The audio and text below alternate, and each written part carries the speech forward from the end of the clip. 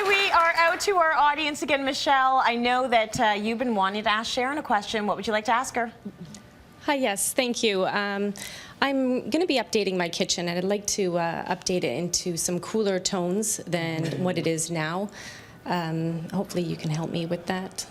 No problem. I'm going to show what she's done now to one of the rooms, which is sort of it's always that first step when you do one room and you go, okay, now I got to change everything because I've moved into these cool tones.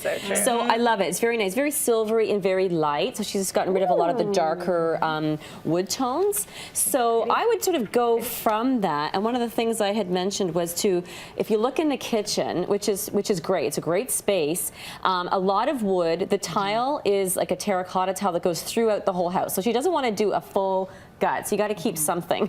So keeping the tile, which is dark, and I think on the ground you can kind of get away with that. It sort of weights itself down. You can still lighten up by changing the paint color.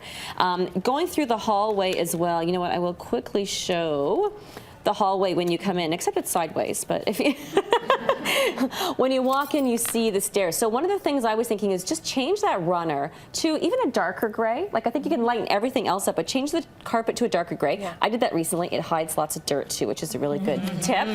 And then go back to the kitchen and bring my favorite light gray when you've got a lot of dark, warm woods is Revere pewter. So we use it a lot on the show, but it is one of those great colors, isn't it? Revere pewter. Yeah. I know. It goes with everything. It's so beautiful. It just does. It's just fantastic. So it's a warm gray. Yeah. And so I think that'll help with the wood. It'll lighten everything up, so get rid of that sandy tone that you have on the walls.